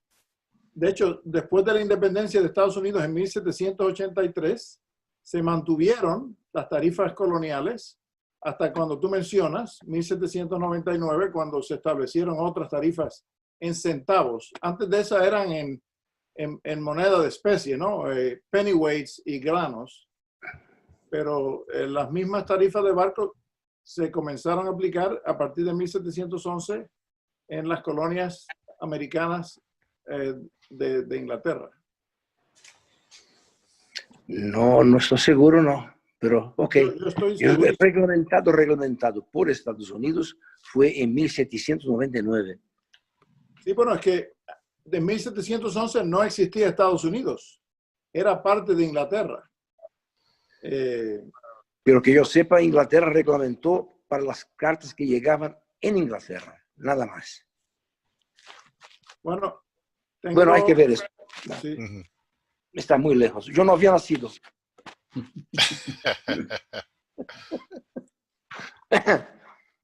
Si hubieras estado ahí, Everaldo, ahora sería un milagro, ¿verdad? Te tendríamos... Les puedo compartir por favor. unos chip letters de Colombia a Londres de 1820 y tantos. Seguro, adelante. Sí, existen. De todos los lados. Sí, seguramente que sí. No olvidemos que Holanda y Alemania igual reglamentaron la entrada de ship letters, poco más tarde. 25, yo también creo que... ¿Se ve? Sí, se ve. Sí. Creo que Holanda reglamentó cuando se arregló la situación en Europa en 1815. Ese es el chip letter de Liverpool, una carta enviada desde Bogotá a Londres en 1825. Y aquí hay otra también de esa misma época. Y esta es un poco posterior. Y aquí hay un packet letter a Londres de 1825 también, pero esta venía de Kingston. Hay mucha de esta, y este es un chip letter de Portsmouth. Así que hay sí, bueno, ahí tienes la tarifa de barco más la tarifa interna, ¿no? La última de abajo, esto también fue por vía de Jamaica. ¿Ves que tiene la marca del agente encaminador Commercial Rooms? Sí. Esa es una marca que se ponía en Kingston de agentes encaminadores comerciales. ¿La ves? Sí, aquí está.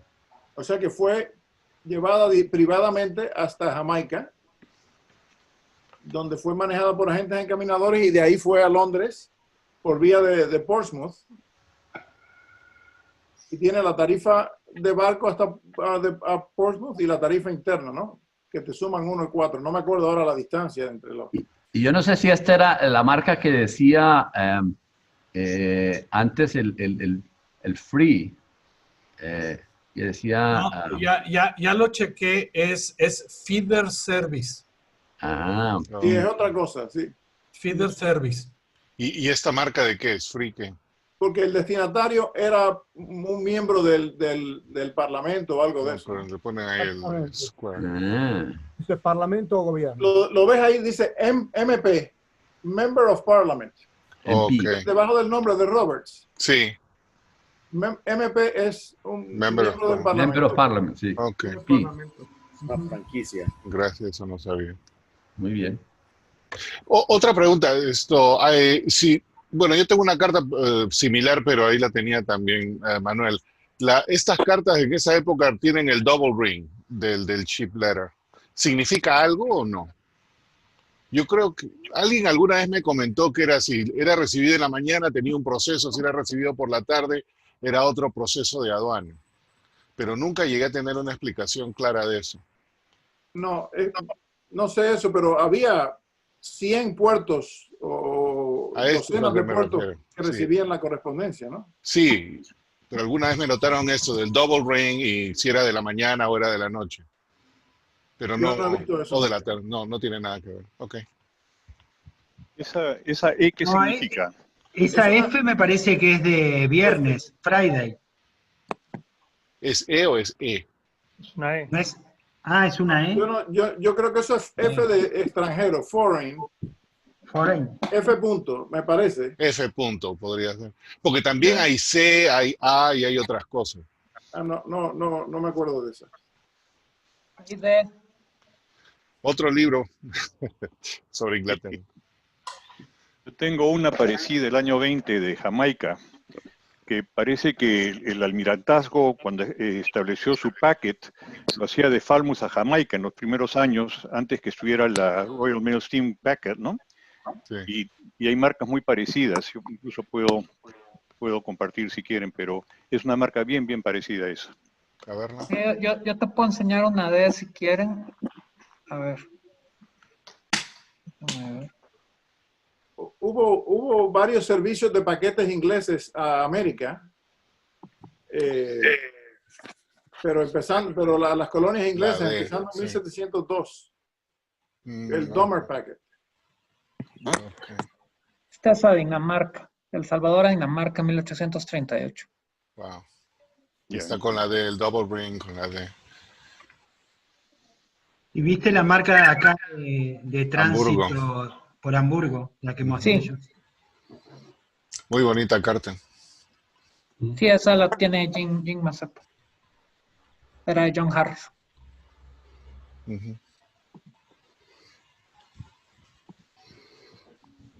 Sí, no está mal.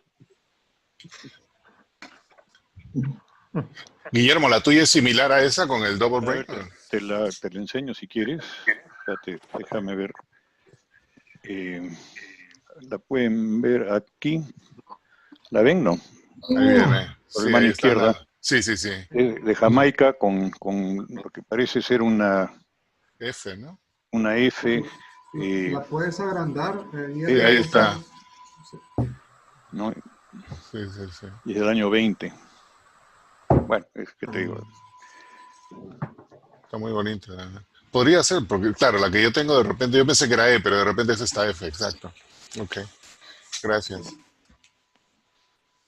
Comparándolas, Henry, estas marcas, puede ser una E. Recordémonos que el palito de la S pudo haber desgastado primero por lo del garito. A la que nos mostró Guillermo que era una D no tiene ningún punto. Así que esta bien puede ser una E que esté desgastado el palito superior e inferior. Claro. Varias posibilidades. Sería intención de ver, lo ideal sería verla más de una. ¿Qué libro es ese? Después que leas los 8 libros de Salles. En mi tiempo libre. En tu tiempo libre, la historia postal de Londres, de Robertson, y ahí vas a encontrar todas estas marcas. Fantástico. Pero también... Después de hacer los videos... Hay mucha cosa. Está el de Robertson de toda Inglaterra, ¿no? Que es un mamotreto, ¿no? Bueno, por eso. Sí. Pero que primero lea los 8 de Salles. Bueno, por lo menos estoy en la mitad. Pero bueno, están en francés, Henry, para facilitarte las cosas. Google Translate is my best friend. ¿Alguna otra pregunta o acotación? Es muy divertido todo esto. Y cuando uno se piensa que había tantos miles de cartas de correspondencia y empieza a estudiar las tarifas, se da cuenta que realmente no había muchos errores. Realmente hacían bien las cosas. Eso es lo más resaltante, ¿no? La precisión y bueno, también hay que pensar que era el Internet de esa época. La comunicación y era una fuente de ingresos importante para todos estos países, habría que realmente, ¿no? Y es una red increíble. Y lo hacían en el día, porque al otro día Sí. ya estaba en otra ciudad. Sí, cierto. Y hay tarifas, por ejemplo, como anécdota, que a mí no me daba, y hasta que encontré en un libro, encontré que se cobraba, en un año habían hecho un puente entre Escocia y Inglaterra, y como tenía que pasar por ese puente, durante 1 año o 2 años cobraron 2 peniques más para ayudar a la construcción de ese puente durante 2 años. Y justo la carta caía ahí. Le metí los 2 peniques y me dio justito. O sea, es increíble, pero es divertido. A mí me divierte. Por eso los ingleses casi que pierden las guerras, por complicados. Es increíble. No, para complicar las tarifas alemanas, esas sí son un dolor de cabeza. pero No me recomienden ningún libro, por favor. No, eso... Excepcional. Bueno, pero ahí uno se da cuenta por qué se creó la UPU, era una necesidad. Exacto, era Claro, una locura. sí. Y por qué la reforma postal del 40, era una necesidad. Si no lo hacía Rowland Hill, lo hacía otro. Pero alguien lo iba a hacer. Era una necesidad ya. Exacto. Un abrazo. Chao. Ok, nos vemos, Yamil. Bueno, ¿algo adicional antes de terminar? Ok. Walter. Bueno. Adelante, Miguel. No, simplemente soy una lástima que soy ignorante de estos temas y no te puedo hacer una pregunta inteligente, pero la verdad que te quiero felicitar porque yo en su época estudié historia postal y me parece maravilloso lo que presentaste. Realmente gracias. Maravilloso. Gracias. Así es, fue fantástico. Walter. Excelente. Muchas gracias. Walter. Gracias, Muy bien, Walter. Estaremos aquí para la 4. Gracias a ustedes por los aportes, porque también uno aprende con los aportes. Eso es cierto, sí, uno como que se retroalimenta de cada, ¿no? Y se ve la calidad de las charlas que van mejorando. Por eso a quienes van a hacer en diciembre, nuestros mejores deseos. Y ahora ya pasamos por allí, porque cada vez la vara está más alta. Sí, hombre, está difícil. Vamos a ver el día de mañana.